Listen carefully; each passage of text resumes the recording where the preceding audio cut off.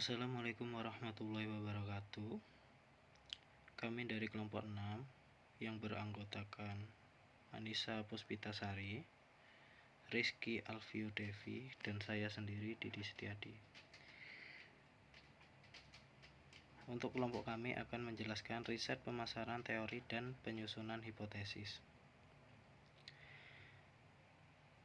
Beberapa materi yang akan kelompok kami sampaikan antara lain: yang pertama, kebutuhan akan kerangka teoritis, kemudian teori, lalu variabel, kemudian ada mengenal variabel mediasi dan modernisasi, kemudian hipotesis, yang terakhir yaitu kriteria hipotesis yang baik. Yang pertama yaitu kebutuhan akan kerangka teoritis. Kerangka teoritis adalah model konseptual yang berkaitan dengan bagaimana seseorang menyusun teori atau menghubungkan secara logis beberapa faktor yang dianggap penting untuk masalah.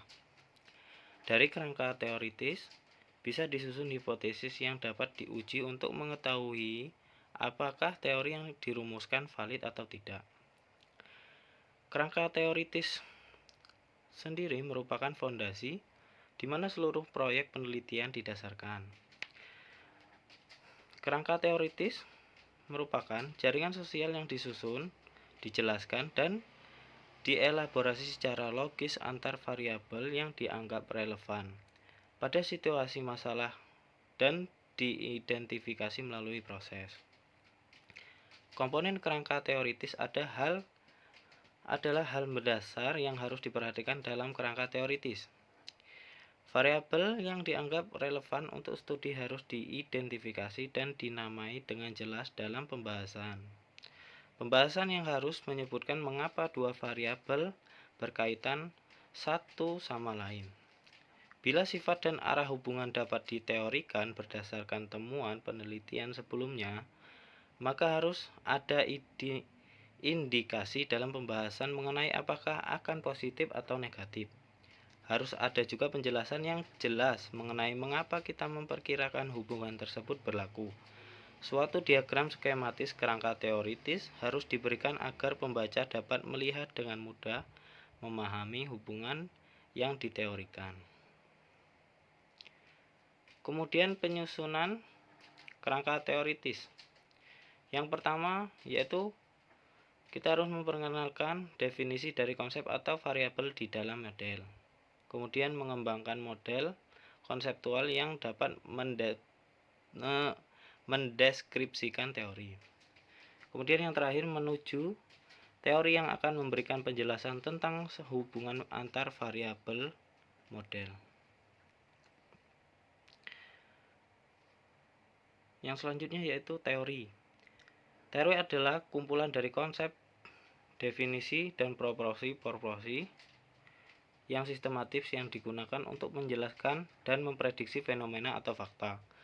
Menurut Kenny 1986 menyebutkan teori menyediakan penjelasan tentatif tentang hubungan antara fakta-fakta secara umum dan menyebutkan bahwa riset empiris melibatkan teori, hipotesis, dan fakta. Kemudian hubungan antara teori, fakta, dan hipotesis. Yang pertama yaitu teori penjelasan logis dan hasil-hasil riset sebelumnya. Setelah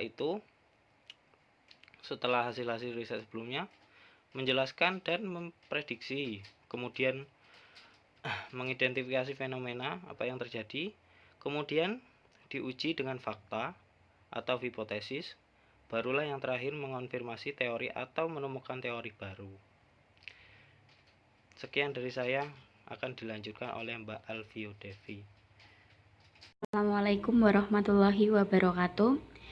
Saya akan melanjutkan presentasi dari teman saya yaitu Mas Didi. Yaitu saya akan menjelaskan mengenai variabel. Variabel sendiri adalah objek penelitian atau media terfokus dalam suatu penelitian yang berbentuk abstrak maupun real, yang mana nilai dari variabel memiliki varian yang bersikap dan dapat berubah-ubah. Nah, variabel sendiri terdapat berbagai macam ya. Ada variabel independen, ada variabel dependen, yang mana kedua variabel itu sering digunakan di dalam sebuah penelitian atau riset. Nah, selanjutnya yaitu ada mengenal dua jenis variabel, yaitu mengenai variabel moderasi, yaitu adalah variabel yang bersifat memperkuat atau memperlemah pengaruh variabel penjelas atau independen terhadap variabel tergantung. Salah satu ciri yang penting adalah bahwa variabel ini tidak dipengaruhi oleh variabel penjelas. Variabel ini bisa bersifat modern murni atau pure moderation atau moderasi semu, quasi moderation. Nah, salah satu metode untuk menghasilkan variabel moderasi adalah regresi moderasi. Analisis regresi moderasi merupakan analisis regresi yang melibatkan variabel moderasi dalam membangun model hubungannya. Variabel moderasi berperan sebagai variabel yang dapat memperkuat atau memperlemah hubungan antara variabel prediktor dengan variabel tergantung. Klasifikasi variabel moderasi terdiri 4 jenis, yaitu pure moderasi, quasi moderasi, homologisir moderasi, prediktor moderasi. Yang selanjutnya yaitu mengenai variabel mediasi. Variabel mediasi atau variabel antara atau variabel interfacing adalah variabel yang bersifat menjadi perantara, mediating, dari hubungan variabel penjelas ke variabel tergantung. Sifatnya adalah sebagai penghubung atau jembatan antara variabel penjelas dengan variabel tergantung. Bisa bersifat partial atau completion mediation. Nah, analisis variabel mediasi dapat dilakukan melalui dua pendekatan, yaitu perbedaan koefisiensi dengan perkalian koefisiensi. Pendekatan perbedaan koefisiensi menggunakan metode pemeriksaan dengan menggunakan analisis dengan dan tanpa melibatkan variabel mediasi. Sedangkan metode perkalian dilakukan dengan metode Sobel. Nah, metode pemeriksaan dengan cara melakukan 2 kali analisis, yaitu analisis yang melibatkan variabel mediasi dan analisis tanpa melibatkan variabel mediasi. Metode pemeriksaan variabel mediasi dengan pendekatan perbedaan koefisiensi dilakukan sebagai berikut. Yang pertama, memeriksakan pengaruh langsung variabel independen terhadap variabel dependen yang model dengan melibatkan variabel mediasi. Yang kedua, memeriksa pengaruh variabel independen terhadap variabel dependen yang pada model tanpa melibatkan variabel mediasi. Yang ketiga, memeriksa pengaruh variabel independen terhadap variabel mediasi. Yang keempat, memeriksa pengaruh variabel mediasi terhadap variabel dependen. Mungkin itu yang dapat saya sampaikan. Yang selanjutnya akan diteruskan oleh Mbak Anissa. Terima kasih. Wassalamualaikum warahmatullahi wabarakatuh. Saya Anissa Puspitasari akan melanjutkan presentasi selanjutnya, yaitu tentang hipotesis.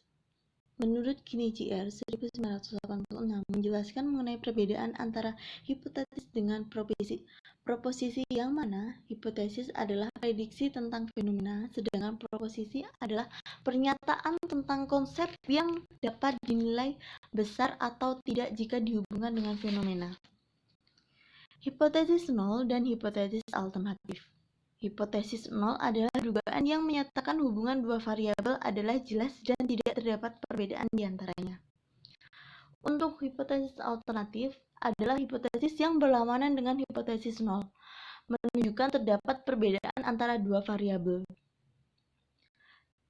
Hipotesis nol ditulis dengan arah berlawanan dengan hipotesis alternatif.